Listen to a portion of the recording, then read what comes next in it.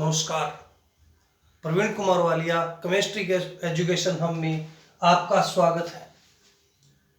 आज हम solution topic को आगे बढ़ाते हुए अगला पद जो पीछे भी थोड़ा डिस्कस किया था हमने टॉपिक में सांद्रता के बारे में अध्ययन करेंगे। पहले वीडियो में हमने सांद्रता की परिभाषा के बारे में पढ़ा था। एक बार मैं फिर रिपीट कर देता हूं। सांद्रता से मतलब क्या होता है?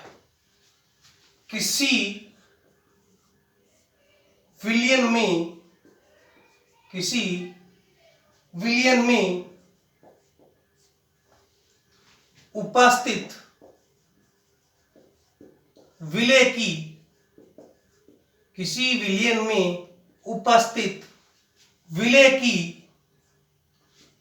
अधिकतम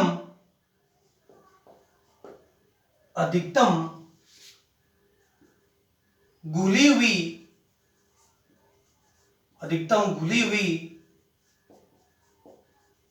सांद्रता को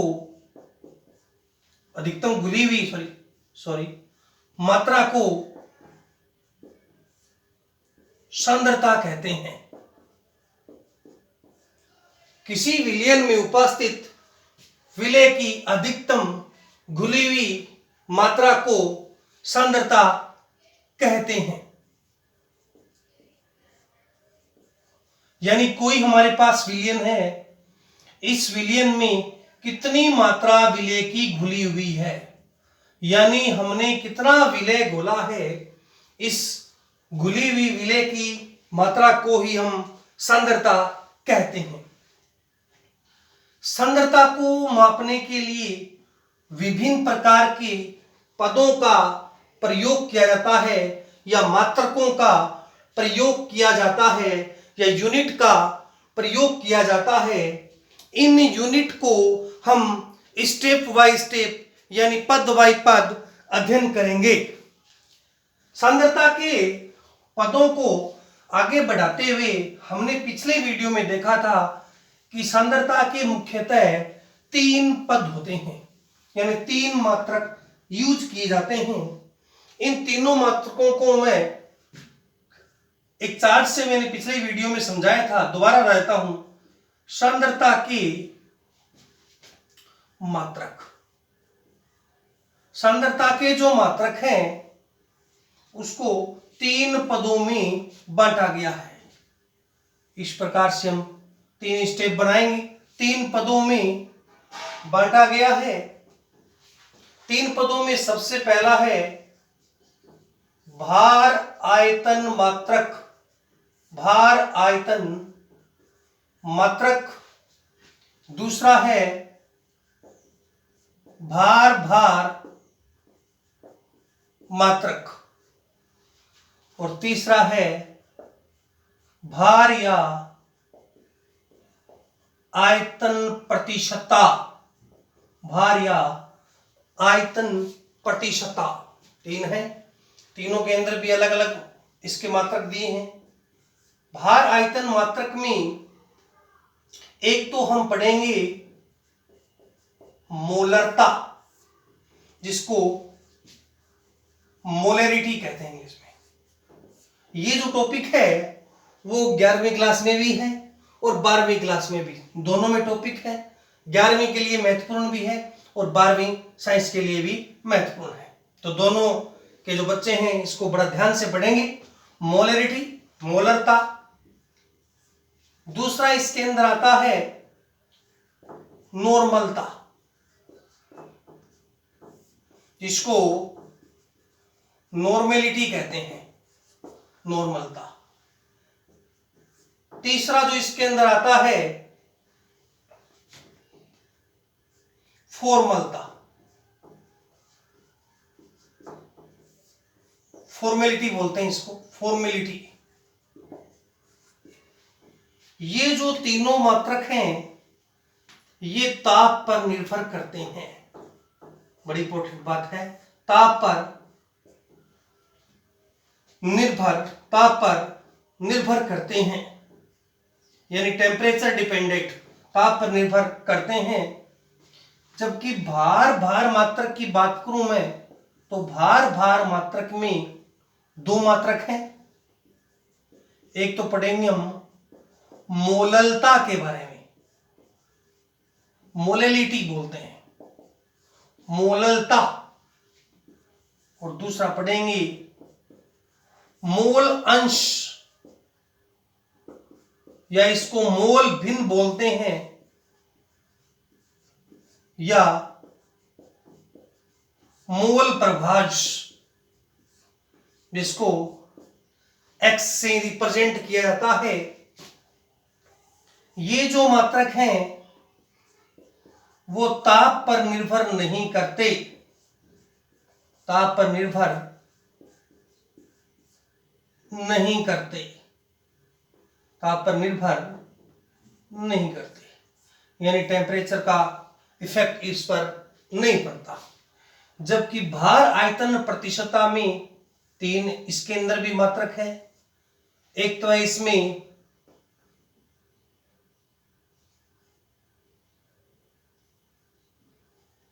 द्रव्यमान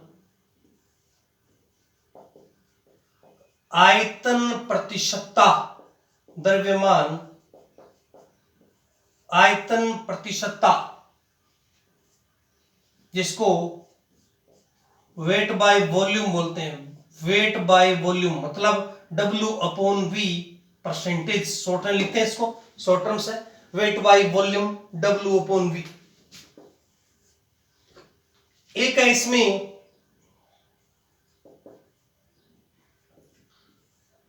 आयतन प्रतिशतता, आयतन प्रतिशतता, जिसको वॉल्यूम बाय वॉल्यूम परसेंटेज बोलते हैं, वॉल्यूम बाय वॉल्यूम परसेंटेज बोलते हैं। तीसरा इसके अंदर है द्रव्यमान प्रतिशतता, द्रव्यमान प्रतिशतता, जिसको वेट बाय वेट परसेंटेज बोलते हैं।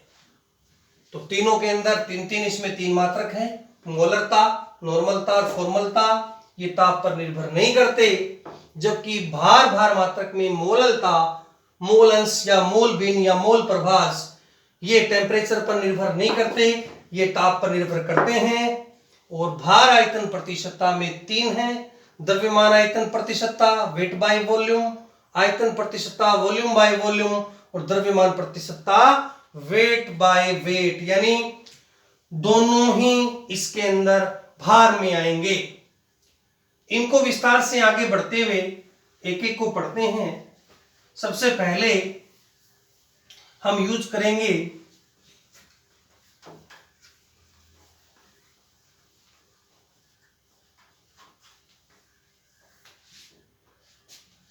भार आयतन मात्रक। सबसे पहले हम यूज करेंगे भार आयतन मात्रक। ध्यान से पढ़िएगा, बड़ा इंपॉर्टेंट टॉपिक है। भार आयतन का मात्रक का मतलब क्या है? भार आयतन से मतलब होता है विलयन के ऐसे मात्रक, विलयन के ऐसे मात्रक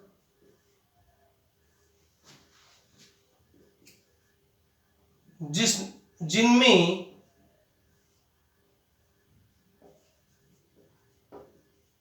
विलय को भार मात्रक में, जबकि विलयन को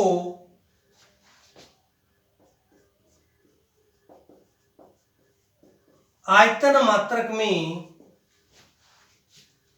प्रयुक्त किया जाता है।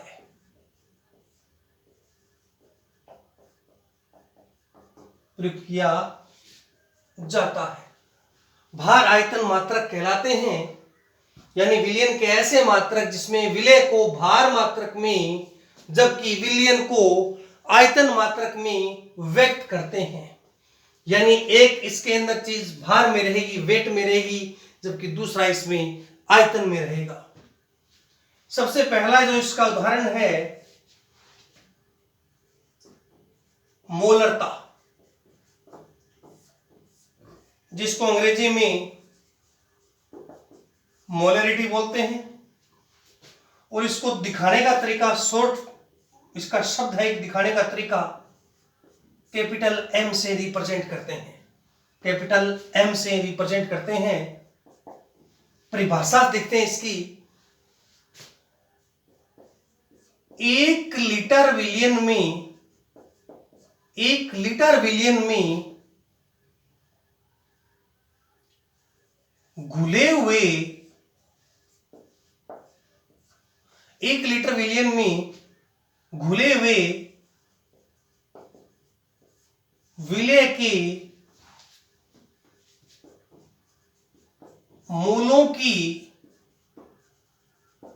संख्या को, 1 लीटर विलियन में घुले हुए विलेय के मोलों की संख्या को मोलरता कहते हैं। जो मोल शब्द आया है, इस मोल शब्द की विस्तार से हम चर्चा करेंगे, 11th क्लास में एक टॉपिक है उसके अंदर चर्चा करेंगे, लेकिन मैं यहां भी बताऊंगा कि मोल से मतलब क्या है। तो डेफिनेशन क्या है, 1 लीटर विलियन में घुले हुए विलेय के मोलों की संख्या को मोलरता कहते हैं। तो परिभाषा के अनुसार फॉर्मूला दिखाने का तरीका कैपिटल एम, विलेय के मोलों की संख्या बटा विलियन का आयतन लीटर में, या मोल बराबर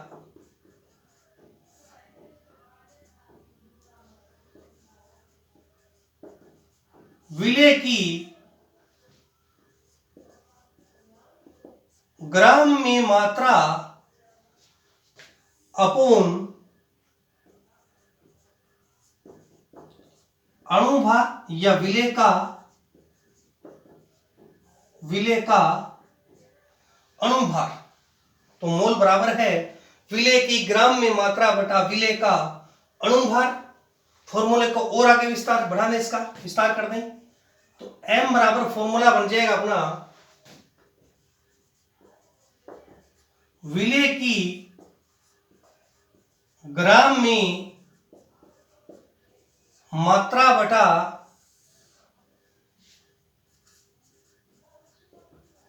विलेय का अणुभार इंटू विलियन का आयतन लीटर में। तो फॉर्मूला क्या बन गया, विलेय की ग्राम में मात्रा, मैंने इस फॉर्मूले को यहीं रखा है, विलेय की ग्राम में मात्रा बटा विलेय का अणुभार इंटू विलियन का आयतन लीटर में। इस फॉर्मूले को और थोड़ा मैं विस्तार से आगे बढ़ा दूं तो फॉर्मूले के अनुसार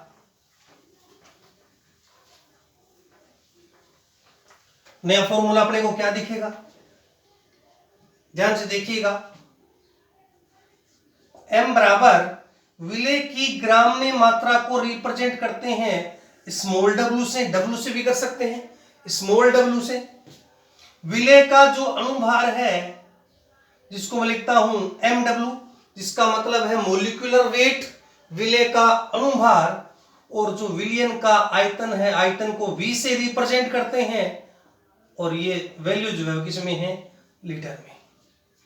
तो फॉर्मूला अपना क्या बन गया, small w upon mw into v litre में। इसी वैल्यू को यदि हमें ml में चेंज करना है, ml में, तो मेरे को इसको आयतन को 1000 से भाग देना पड़ेगा। यदि मैं इसको 1000 से भाग देता हूं तो ये पूरी वैल्यू ml में हो जाएगी, मिलीलीटर में। तो 1000 से भाग दो तो 100 ऊपर, ये 1000 ऊपर चला जाएगा, तो आपके सामने एक नया फॉर्मूला आ जाएगा, m बराबर small w upon M W into V M L, और मैंने कहा तुम्हें 1000 से मैंने भाग दिया था तो 1000 चला जाएगा मल्टीपल में, गुणा में। तो मोलरता का फॉर्मूला आपके सामने आ गया, m बराबर w upon M W into V M L में। जो w है स्मॉल w, ये है विलेय की ग्राम में मात्रा,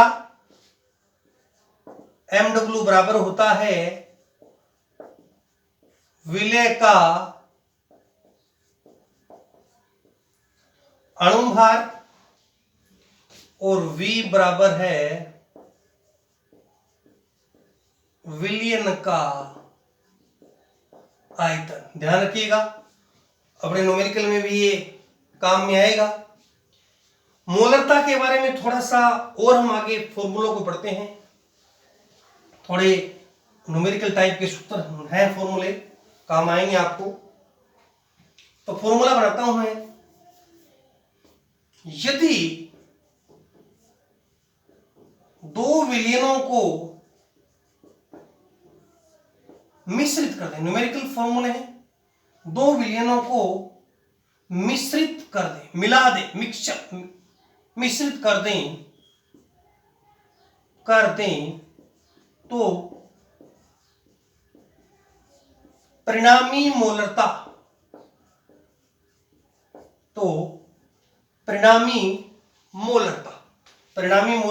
इसकी आई एम परिणामी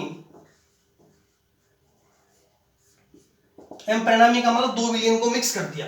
ये दो विलयन थे, एक अपने पास, ये दोनों को मिक्स कर दिया। मिक्स करने के बाद इसकी मोलरता क्या रहेगी, इसको बोलते हैं परिणामी।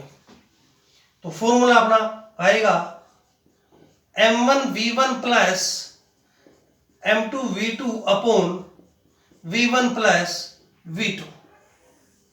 यदि दो की जगह इसमें 3 विलयन भी मिला दें तो m1v1 plus m2v2 plus m3v3 v1 plus v2 upon v1 plus v2 upon v, एक v3 और हो जाएगा इसमें, लेकिन m परिणामी बराबर क्या आएगा, m1v1 plus m2v2 upon v1 plus v2।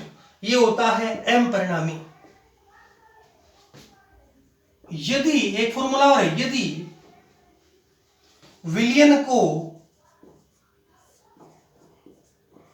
तनु कर दें, तनु डाइल्यूट, पानी मिला दें, तनु कर दें तो फॉर्मूला, विलयन से मतलब हमारे पास जो विलयन है वो ज्ञात विलयन है जिसकी मोलरता हमें पता है, उस विलयन को हमने क्या कर दिया, तनु कर दिया, पानी मिला दिया इसके, तो हमारे पास फॉर्मूला क्या रहेगा, फॉर्मूला रहेगा m1v1 प्लस m2v2। ये है तनु करने से पहले और ये है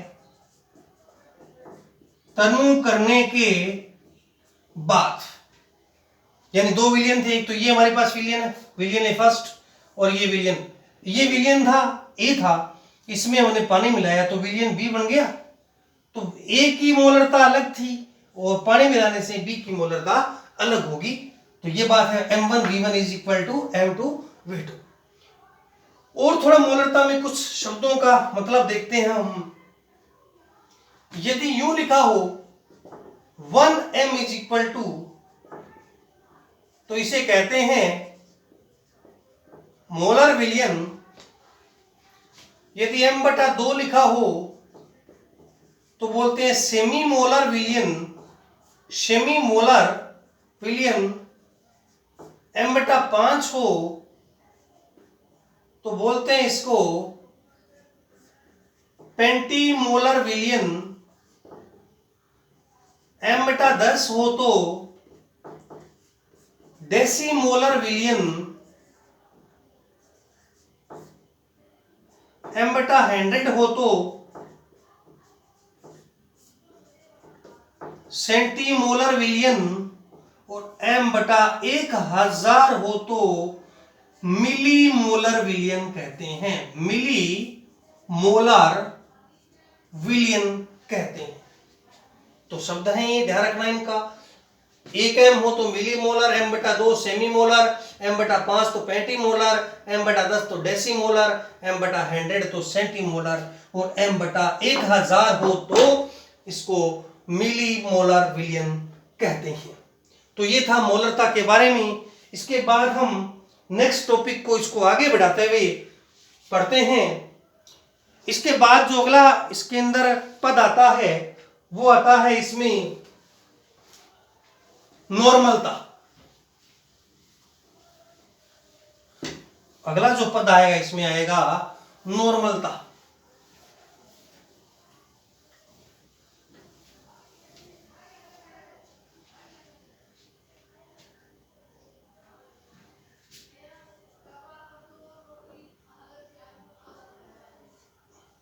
नॉर्मलता, नॉर्मलता को दर्शाने का तरीका होता है स्मॉल एन।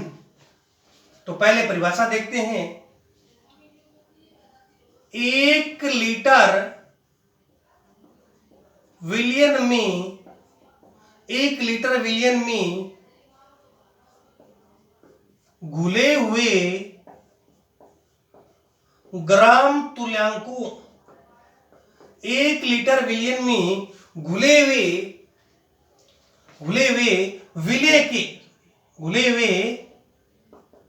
विलय के ग्राम तुल्यांकों की संख्या को नॉर्मलता कहते हैं, नॉर्मलता कहते हैं। परिभाषा क्या है? 1 लीटर विलियन में घुले हुए विलय के ग्राम तुल्यांकों की संख्या को, बड़ा इंटरेस्टिंग शब्द है ग्राम तुल्यांक, ग्राम तुल्यांकों की संख्या को नॉर्मलता कहते हैं। तो नॉर्मलता के अनुसार हम चलें, स्मॉल एन से दिखाना है, तो स्मॉल एन बराबर हो जाएगा विलय के ग्राम तुल्यांकों की संख्या, विलय के ग्राम तुल्यांकों की संख्या अपॉन विलियन का आयतन, विलियन का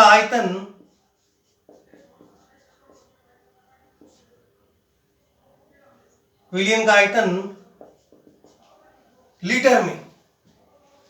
तो सबसे पहले हम क्या करें, विलय के ग्राम तुल्यांक बराबर होगा विलय की ग्राम में मात्रा बटा विलय का तुल्यांकी भार। तो फॉर्मूला अपना क्या बनेगा? विलय के ग्राम तुल्यांक बराबर विलय की ग्राम में मात्रा बटा विलय का तुल्यांकी भार। इस फॉर्मूले को ऊपर पुट करें हम, तो फॉर्मूला आ जाएगा नॉर्मलता बराबर विलय की ग्राम में मात्रा अपॉन विलय का तुल्यांकी भार इनटू विलियन का आयतन लीटर में। फॉर्मूले को थोड़ा और आगे बढ़ा दूं मैं, तो नॉर्मलता बराबर विलय की ग्राम में मात्रा स्मॉल डब्ल्यू, विलय का जो तुल्यांकी भार है उसको लिखने का तरीका होता है इक्यू डब्ल्यू, इक्विवेलेंट वेट बोलते हैं, इक्विवेलेंट वेट। और विलय का जो तुल्यांक, विलय का जो आयतन है वो आ जाएगा V लीटर में। थोड़ा फॉर्मूला एक और कर दें विस्तार। इक्विवेलेंट वेट या तुल्यांकीय भार बराबर होता है विलेय का अणु भार बटा संयोजकता गुणांक, जिसको अंग्रेजी में वैलेंस फैक्टर या शॉर्ट नेम चलता है वीएफ, वैलेंस फैक्टर बोलते हैं इसको। अब क्या करें हम, थोड़ा फॉर्मूले को फिर आगे बढ़ा दें। तो फॉर्मूले को आगे बढ़ाने के बाद आपके सामने जो सूत्र आएगा निकल करके, कुछ यूं सूत्र दिखेगा आपको। नॉर्मलता बराबर आ जाएगा स्मॉल w इक्विवेलेंट वेट बराबर, मैंने कहा जो विलेय का अणुभार है, और विलेय के अणुभार को हम लिखते हैं mw से, mw इंटू v लीटर, और संयोजकता गुणांक जो है उसको ऊपर ले जाएं तो फॉर्मूला आ जाएगा Vf, यानी Vf मतलब वैलेंस फैक्टर। तो फॉर्मूला N बराबर W into Vf upon MW into V litre, litre में आ गया। मैंने कहा अब इसको ml में भी आप चेंज कर सकते हो। तो फॉर्मूला कुछ यूं दिखेगा आपको, small w into Vf upon MW into V ml into 1000। तो आपके सामने एक नया सूत्र आ जाएगा, MW into Vf into 1000 upon MW into V ml। अब हम नॉर्मलता के कुछ पदों को और आगे बढ़ाते हैं। यदि दो विलयनों को मिक्स कर दें, दो विलयनों को मिक्स कर दें, तो परिणामी विलयन की जो नॉर्मलता आएगी वो क्या आएगी, वही बात मोलरता वाली, n बराबर n परिणामी। तो फॉर्मूला कुछ यूं लिखता हूं मैं, n परिणामी is equal to n1v1 plus n2v2 upon v1 plus v2। इसी प्रकार तीन गुणे इसके अंदर हो तो तीसरा भी आ जाएगा। तो ये बड़े इंपॉर्टेंट फॉर्मूले हैं। एक फॉर्मूला इसके अंदर और हम बताते हैं कि विलयन को यदि तनु कर दें, वही बात, विलयन को तनु कर दें तो एक फॉर्मूला इसके अंदर n1v1 प्लस n2v2। n1v1 तो है वो तनु करने से पहले, और n2v2 है तनु करने के बाद। तो दो टॉपिक इसके अंदर हुए हैं, मोलरता और नॉर्मलता। अगला टॉपिक जो इसके अंदर है वो है फॉर्मलता। फॉर्मलता को पढ़ते हम तो फॉर्मलता का सबसे पहले तो हमें अर्थ आना चाहिए कि ये जो फॉर्मलता है वो क्या है। फॉर्मलता अगला पद है फॉर्मलता, जिसको F से रिप्रेजेंट करते हैं, अंग्रेजी में फॉर्मेलिटी बोलते हैं। फॉर्मेलिटी, फॉर्मलता। सबसे पहली बात, इसका जो उपयोग है, इसका उपयोग तब किया जाता है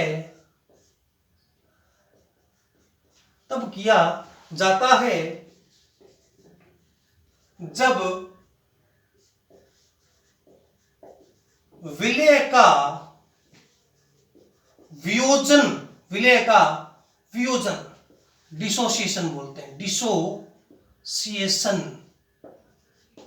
वियोजन, या सगुणन संयोजन बोलते हैं, सगुणन संयोजन, या अंग्रेजी में एसोसिएशन, जब विलय का संयोजन या सहगुणन या वियोजन होता है तब फॉर्मलता का उपयोग किया जाता है। विशेष बात है ये फॉर्मलता के बारे में। तो फॉर्मलता से मतलब क्या है, इसका डेफिनेशन, 1 लीटर विलियन में, 1 लीटर विलियन में घुले हुए विलय के ग्राम सूत्र भारों, 1 लीटर विलियन में घुले हुए विलय के ग्राम सूत्र भारों की संख्या को फॉर्मलता कहते हैं। यानी जो 1 लीटर विलियन है उसके अंदर विलय के कितने ग्राम सूत्र भार घुले हैं, इसको फॉर्मलता कहते हैं। फॉर्मलता को थोड़ा आगे बढ़ाते हुए फॉर्मलता को रिप्रेजेंट करने का तरीका F, तो फॉर्मूला बनेगा विलय के ग्राम सूत्र भारों की संख्या अपॉन विलियन का आयतन लीटर में, विलियन का आयतन लीटर में, या F बराबर विलय का जो ग्राम सूत्र भार होता है उसका मतलब क्या है, तो ग्राम सूत्र भार बराबर विलय की ग्राम में मात्रा अपॉन विलय का सूत्र भार। तो कुछ फॉर्मूला यू बन जाएगा इसका, F बराबर विलय की ग्राम में मात्रा अपॉन विलय का सूत्र भार इंटू विलियन का आयतन लीटर में, तो फॉर्मूले को थोड़ा मैं शब्दों से लिखता हूं इसको।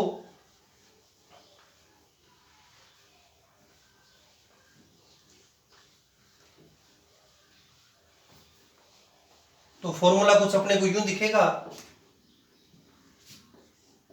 F बराबर विलय की ग्राम में मात्रा स्मॉल w से रिप्रेजेंट किया, सूत्र भार होता है FW, फॉर्मूला वेट बोलते हैं FW, और विलियन का आयतन होगा V लीटर में।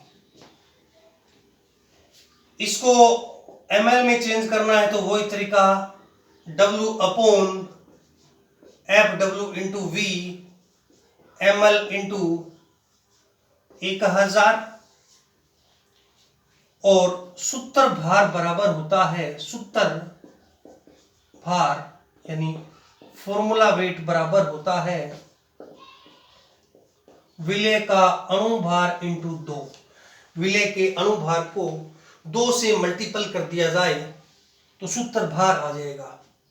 जैसे हमने बहुत बार पढ़ा है, एसिडिक अम्ल CH3COOH होता है, बेंजोइक अम्ल C6H5COH होता है। ये फॉर्मूला इनके अंदर होती है हाइड्रोजन बॉन्डिंग, H बॉन्डिंग। क्या होती है इसमें? H बॉन्डिंग होने की वजह से एसिटिक अम्ल के 2 अणु और बेंजोइक अम्ल के भी 2 अणु आपस में जुड़ जाते हैं H बॉन्डिंग के द्वारा।